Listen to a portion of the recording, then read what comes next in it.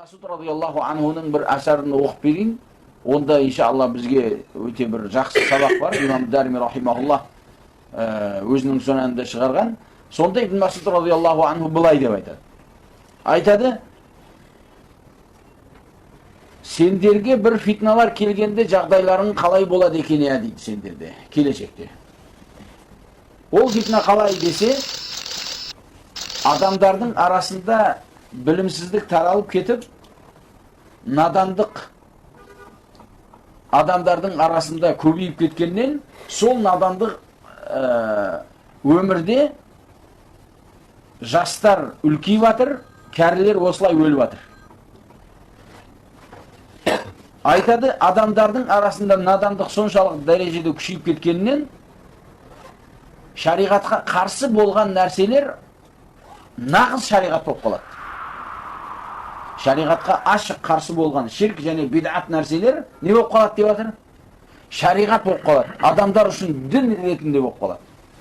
Намаз оқымайды, бірақ Құдай істейді ол. Жігіті ма жоқ па? Намаз оқымайды, бірақ қабырға барып Құран оқытады. Исламның рүкіні болған намазды білмейді.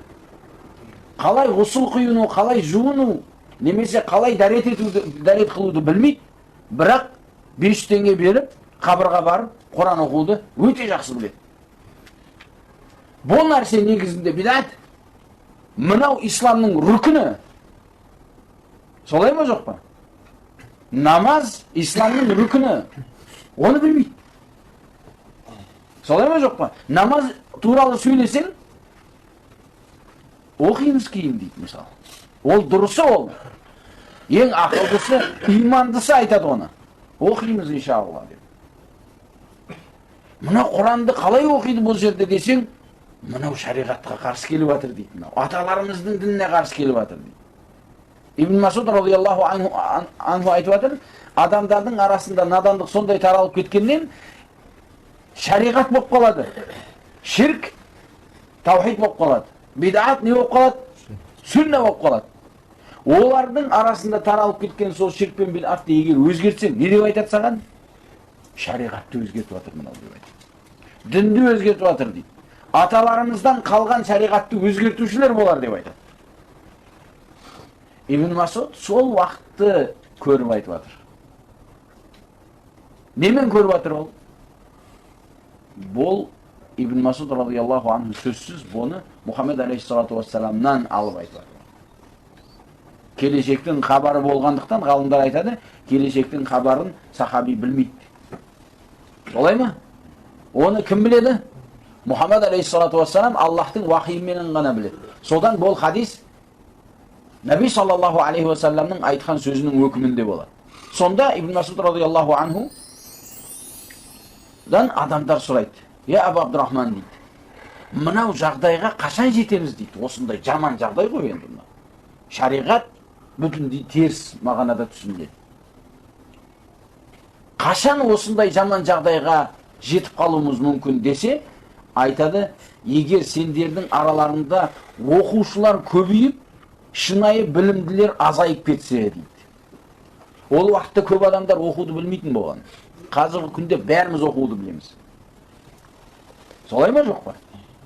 Барлығымыз қазір алхамдулилля мына ана кітап аударып қойылған, Құранның өзі мағыналар аударылды, Бухари аударылып жатыр, Муслим аударып жатыр. Солай ма жоқ па? Бәріміз оқуды білеміз. Бірақ оны дұрыс түсінетін адамды таба алмай да қаласың кейбір уақыттарда. Шейх Албани рахимахулла өзі тірі уақытында қазір айтады, мен қазір жер жүзінде ғалымды көре алмай қалдым дейді. Яғни аз көремін дейді ғалымдарды. Өзінің уақытында, қазір енді қоя бересің. Ол уақытта Ибн Баз тірі, Ибн Утаймин тірі.